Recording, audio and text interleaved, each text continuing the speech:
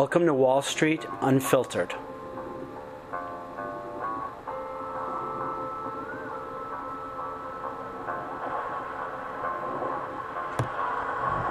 At the Harvard-Yale annual football game this year, there was a sign on the Harvard side that just cracked me up. But it's also the inspiration for this episode of Wall Street Unfiltered. The sign, it was meant to be a slight, read, Yale invests in highly correlated asset classes. Now this is a big topic. In my opinion, that sign should be construed as an insult. There are so many hedge funds that are correlated to the performance of the stock market, it is insane. But the key is, not all hedge funds correlate to one when the stock market buckles. Hedge funds that go 100% long the stock market without a unique methodology that's proven itself that it can beat the indices really have a worth that should be questioned. What's the point? The investor would be better off investing in a stock ETF, it's low fees, and that's the case with a large percentage of hedge funds. They mimic the performance of the stock market, and most of them don't beat the stock market.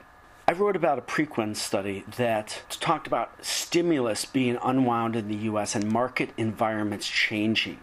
They studied what has been working in this changing environment, and it's interesting because many of the managed futures algorithmic players have been noting that underneath the market, the internals are telling a different story than the headline performance numbers. The bottom line is that investing in funds that are 100% correlated to the stock market, or investing in high-fee funds that have no unique investment methodology that isn't proven to outperform, with an emphasis on the word hedge. Hedge means you're doing something different. That's the core basis of what a hedge fund should be.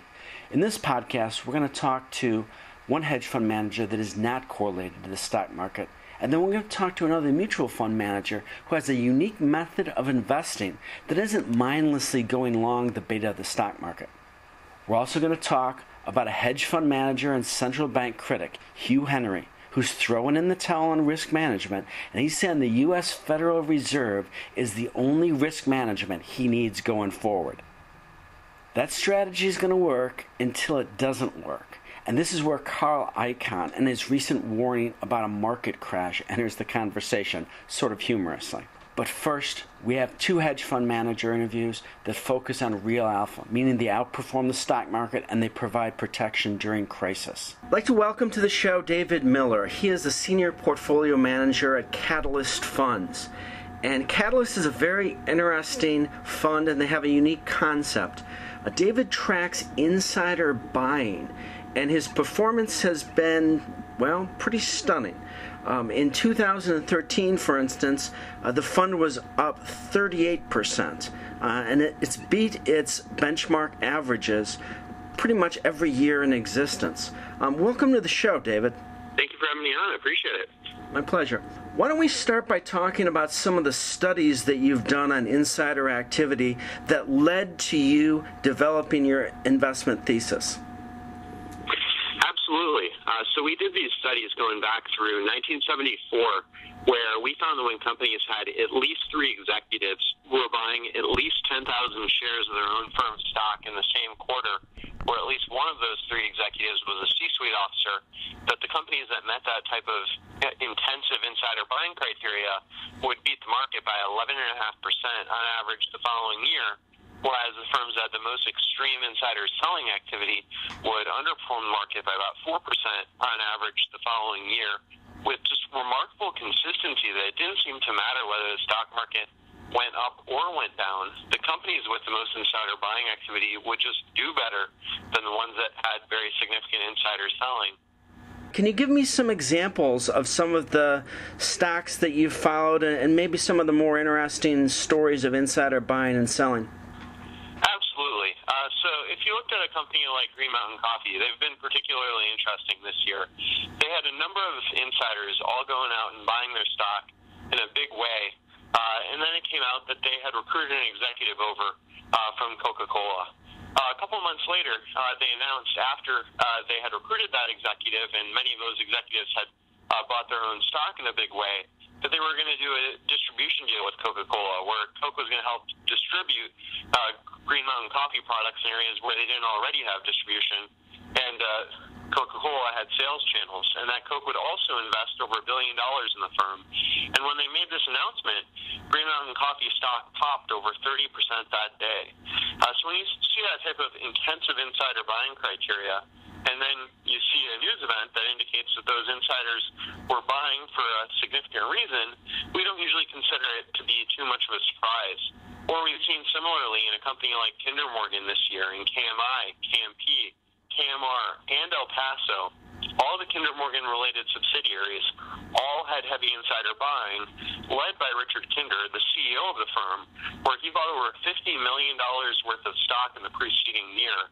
And Fayez Seraphim, one of the directors, where he bought over $30 million worth of stock in the preceding year, before they later announced that they were going to consolidate and purchase out all their subsidiaries under Kinder Morgan, the parent, and their stock popped a good 21% thereafter collectively.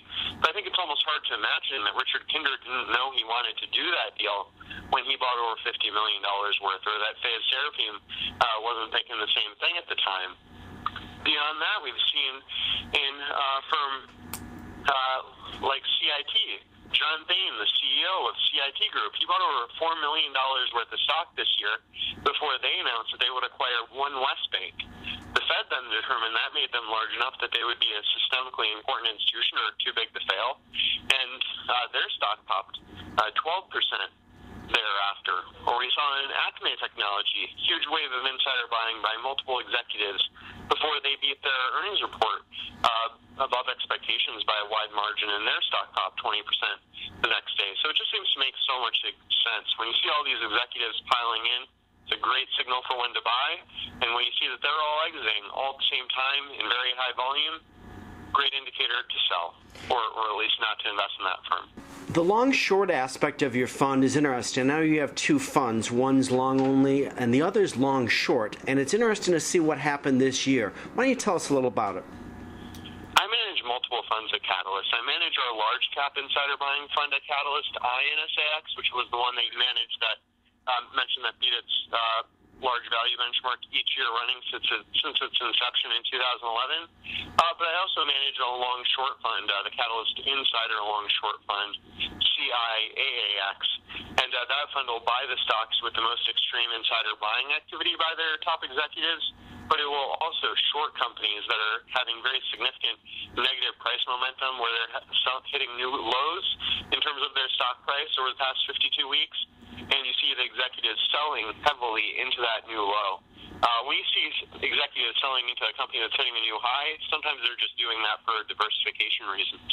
But when you see that a company is hitting a new low and their selling volume is accelerating as that stock price goes down and down further, those can be some great examples of firms that you'd want to short. For example, if you saw Enron stock in 2001, you didn't necessarily have to figure out that the company was a fraud. You could have just seen that towards their demise, their stock price kept getting lower and lower, and Ken Lay, Jeff Skilling, Andrew Fastow, the top executives at that firm, were selling hundreds of millions of dollars worth of stocks. Normally when you see the executives running for the exits in a big way, when their stock price is on the decline, that's a good indicator for a firm you do not want to be involved in, or that could be a potential short. The long short fund is essentially 91% long, 91% short at any given time. So that's really a market neutral fund that we're running in these portfolios. That fund is up approximately 18% thus far year to date. We've made even more money on the shorts than we have on the longs. So we've been making money on both sides in that fund this year. Our large cap insider buying fund, INSAX, that fund is up 10% this year, which puts it over 90 bips ahead of its large value benchmark. So they've both been doing quite well against their respective benchmarks, even more so this year in the long-short version of the strategy. Are you seeing any trends at all in terms of insider buying and selling? Are there certain sectors that are seeing more insider buying or selling than other sectors? Yeah, absolutely. So we saw, if you looked about a month and a half ago, a big wave of insider selling before the market pulled back. After stocks had pulled back, we saw that activity start to reverse, and insiders started to buy in a big way, starting the week of October 21st, the week of October 28th, even more buying in the week of November 4th. Since the pullback in basic material stocks and energy companies, we have seen a significant wave of insider buying in those sectors, as many of those stocks in those sectors had been hitting new lows. So Chesapeake Energy, the insiders have been buying in a big way. Tallgrass Energy Partners, Cosmos Energy, Matador Resources, Rex Energy, Magnum Hunter Resources. A lot of those companies are trading at some very discounted valuations, and insiders at those firms have been buying into their stock at prices that are substantially discounted from where they were just a few months ago. What lessons can we learn from past insider buying and selling that we can extrapolate into the future? Well, I think the best reflection of that is the type of activity we've seen thus far to date, given that we're living in the same world, even though things have changed somewhat. So if you look back to a year like 2000, for example, massive insider selling in tech and .com companies before the internet bubble burst. If you looked at 01, huge insider selling in Enron before they went down. If you looked at 07, in Countrywide, and Joe Mozilla was selling hundreds of millions of dollars worth of stock before their stock price collapsed and they had to get rescued by B of A. Or similarly in Bear Stearns in 2007, huge selling before they had to get rescued by JP Morgan. Or in 08, AIG, Merrill Lynch, Lehman Brothers, Goldman Sachs, Morgan Stanley, Wells Fargo, Wachovia, huge insider selling at those companies before they had to get rescued by the government and or their competitors. March of 2009, massive insider buying at the lows before this multi-year rally really got started, when a lot of executives realized they could buy their own company's stock at less than its liquidation value in companies that were throwing off big, healthy, free cash flows. This is a great indicator for when it's a good time to get back in. So really, our belief at Catalyst is that if you see all the insiders in an industry and or companies selling, it's a good indicator that that's not an industry you want to be invested in. Or similarly, if you see that the insiders are all buying into one sector and or stock, and they already have their salary and their stock options and their livelihood tied up at a firm, if the executives at that firm want to buy even more stock rather than the natural inclination to diversify, that usually means they know something pretty significant as to what that true intrinsic value of their company is, versus where their stock price is trading at a discounted valuation versus intrinsic value at any given moment. So that's the way we're using that data at Catalyst, and I think that's likely to be reflected in the future in stock prices relative to their insider activity. Because the interesting thing about the insider trading law is there is no law that says when an insider at a firm who's running their business is privy to material non-public information that they know something awful is going to happen. Like, let's say they know they're going to miss earnings, or they know they're going to get sued, or they know they're going to lose a big client or get downgraded. Whatever that issue might be, there's no law that says an insider has to buy their stock right before that terrible event occurs. So simply by avoiding those companies where insiders don't want to buy into their stock, you can get a lot of this very valuable information through their activity and or the lack of it. David, thanks for coming on the show. My pleasure. It's truly noteworthy to me when I see an investment manager that has a unique process, but also a strong risk management in place. David's long-short program had an equal number of longs and shorts. Among long-short managers, this is not usual. Most of them heavily favor the long side of the stock market, and then when the market falls into crisis, they fall out of bed as well. When a manager with equal long-short exposure is outperforming the market at a time when stocks move higher, in my opinion, this is truly impressive. That short exposure in a hedge fund manager's portfolio is very important, particularly during times of crisis. It can act like a risk management cushion. I wrote an article about Gotham Funds. He has an interesting methodology as well for going long and short. Again, he's 50 long, 50% short, and he's been performing positively, even in today's markets when the stock market's going up. That's a tough task. Joel has a different method for investing. He uses a specific value formula, but what Joel and David both have in common is a process that's innovative, and more than just being talk, it has performance results to match. Speaking of performance to match their talk, I want to introduce you to a fund manager who's up 176% year to date in one of his funds. Now, before you say this is incredible, and trust me, I'm skeptical of significant performance claims like that as well, I want you to understand how this algorithmic trend following fund has managed risk since 1999. Our next guest is Scott Billington from Covenant Capital Management. One of the interesting aspects of Covenant is they allow investors to dial up and dial down their risk. The original program, for instance, has an annualized return of just over 12%, with some interesting peaks and valleys that don't correlate to the stock market. Its aggressive program has 19% annualized performance, while the optimal program, which I just mentioned, is a highly leveraged version of its core system and has year-to-date performance of 176%. Now take a listen to what Scott has to say on performance and investing in volatile environments. He actually thinks that volatility, when properly integrated into an overall portfolio, can reduce risk. Before we get into this discussion, it's important to understand that this strategy is not for everyone. It's meant for well-diversified, sophisticated portfolios. So without further ado, let's bring Scott in. Welcome to the program, Scott. Thanks a lot for having me on. Why don't you explain the core thesis of your article on high volatility investing? I think in today's investment community, one of the things that gets overemphasized is a percentage return rather than a dollar return. And when people think about high return programs, those programs generally carry with them a high level of volatility, and people can associate that volatility with risk and potential loss. What we suggest is that one can actually decrease their total risk by having a higher return product, primarily because the higher return product does not necessitate as large an initial investment. So let's imagine you have a typical program that more or less is targeting a 15% return, and it's got a 20%, 25% worse drawdown. And you have another product that's targeting a 75% return, and it's got a 85% worse drawdown. The big difference is if I invest in the lower return product, I'm going to have to invest $10 million to get that amount of representation in my portfolio, that amount of punch.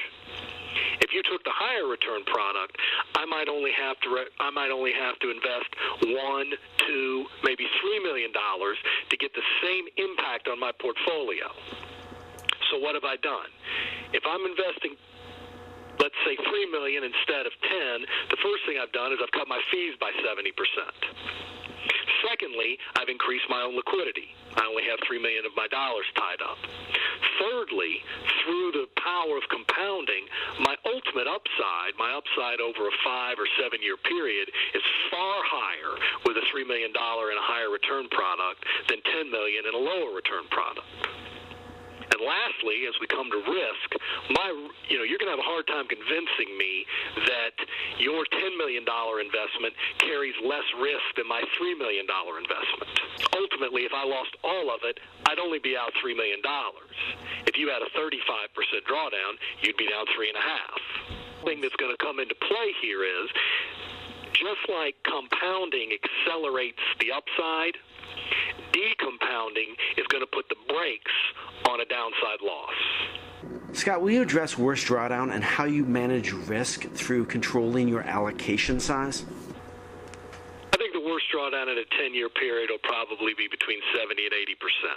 And so that's why it's critical to control your loss here through your allocation size. I've allocated $2 million to that, and 80% drawdown is a $1.6 million loss. Well, if that $2 million allocation is replicating a $10 million allocation, that's the same as a 16% drawdown. How is it you control the drawdown, and what are some of the methods you use for risk management? When we look at risk management, we're going to look at it primarily on a portfolio basis and then on a position-by-position basis. So we're going to try to control the amount of money that we're risking at a given time. And we're going to try to set limits around that will keep any current or future losses within the bounds that are desired by the given program. Is your risk management different when the position is to the upside relative to the downside? We're going to have strategies in place to control the risk in a given position, if it's a winner or if it's a loser. And our risk management is going to be dynamic in the way that it allocates risk depending on how an account has performed versus a high water mark. So in terms of market environment, we've seen some of probably what could be argued are among the worst market environments for a trend-following managed futures strategy over the past several years. What have you seen in 2014, and can you point to specifically what are some of the drivers of what across the board appears to be some outstanding performance among the managed futures funds this year? Well, I think you've seen quite a few of the markets, particularly the energies and the currencies, break out of what had been over the past 3 or 4 years increasingly tightening ranges. So you've had crude oil in the last few years, bouncing between 90 and 95, and you've finally had something move outside of that range. And really the same thing with the dollar index and a lot of the currencies, as they had been in a smaller and smaller moves, which are obviously not going to be good for programs that are built around capturing large outlier moves. Although one thing I would address in the first part of your statement that I think is very interesting is what people define as horrendous performance for a given asset. I don't know about every trend follower, but for ours specifically, I think in 2011 and 12, our original program made about 2.5% each year, and I think last year it made about 0.5% in 13. And while that performance is, less than expected, it's well within the bounds of the, variance for what a quote-unquote bad year would look like. And what is difficult for a trend-following manager is that, something like the stock market apparently can lose 50% every 5 or 10 years, and that's considered a buying opportunity. But if trend following gets down 10 to 15%, all of a sudden that method doesn't work anymore. and the trend following world is really held to a standard that I don't know is applied to other investments.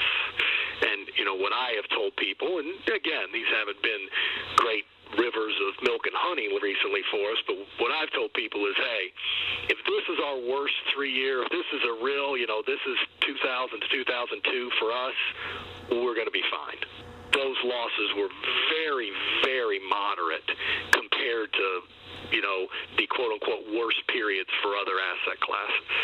Do you have any projections going forward? What do you see in the markets ahead? The one thing I would say is that, I hate to use the word cyclical or, because if these things could be predicted, obviously I would work it into the model and we'd never have losing periods, and that's not the case. The fact is we have a distribution of returns just like anything else, and sometimes we're going to be a standard deviation or two above our expected mean return, but by definition, sometimes we're going to have to be a standard deviation or two below that expected return.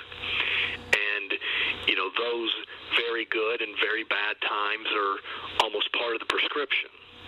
What I would say is that we've had our down to flat periods tend to be, it feels like a couple years, and then we tend to have 3 or 4 good years, in between those flat to down periods.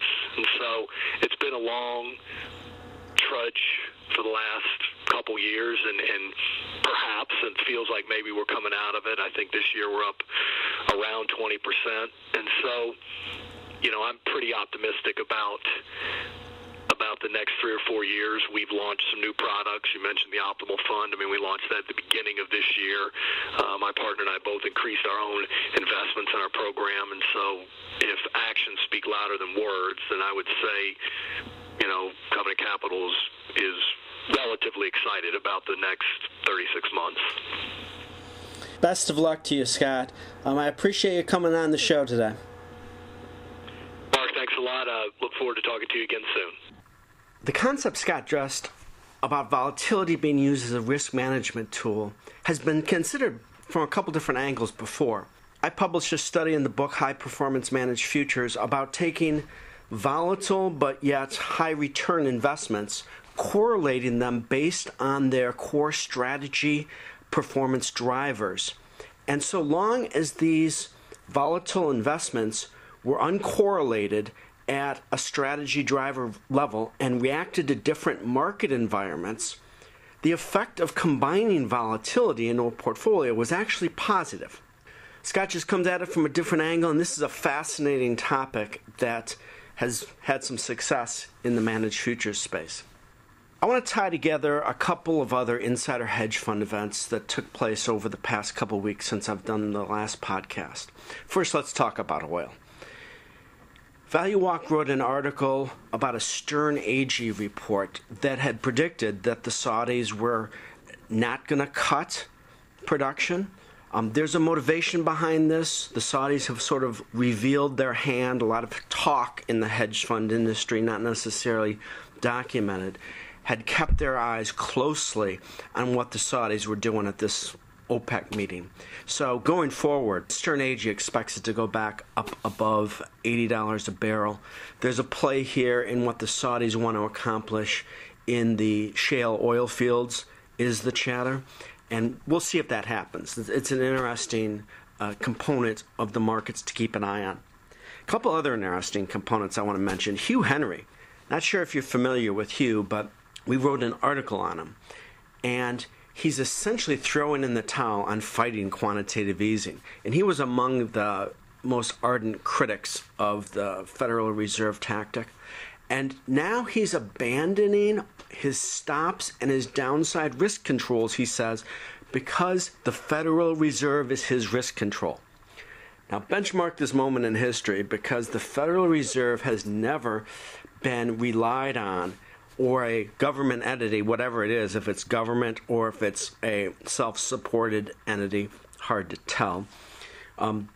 Never before has such an entity been relied on for risk control, and someone overtly says that. There have been a lot of chatter behind the scenes that that's the case, but never so overtly. So it's interesting to watch that. It's also interesting to watch Carl Icahn's recent warning. Icahn said that he's concerned that a crash could happen within 3 to 5 years. It's hard to predict these things. His big concern is that the crash could be a crash that is unrecoverable.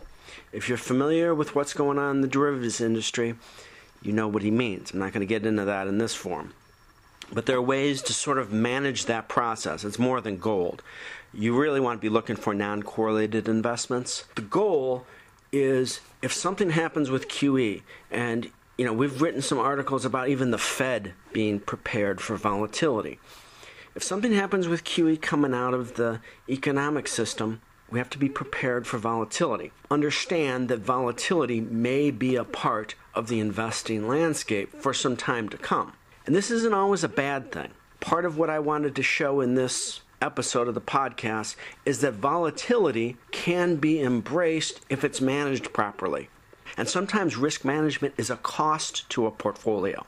Carl Icahn has 35% of his portfolio hedged. It's amazing he gets the performance he does with that type of hedging, and that's a credit to him. There's some other risk managers in the hedge fund world who I think are fascinating, who have 50% of their portfolio hedged relative to this and are still delivering returns. You go back to David Miller at Catalyst, his best performing investment in 2014 was one that had shorts and longs. Gotham, an example I gave earlier, another great short and long value player. So there are some amazing programs, there are some amazing systems that continue to deliver performance in a variety of different market environments. In my opinion, having a portfolio that's dedicated entirely long might not be the most appropriate. I think a percentage, maybe 20, 25, 30% of a portfolio should be dedicated to a diverse basket of non-correlated assets. That's my primary message. I'm not talking about gold.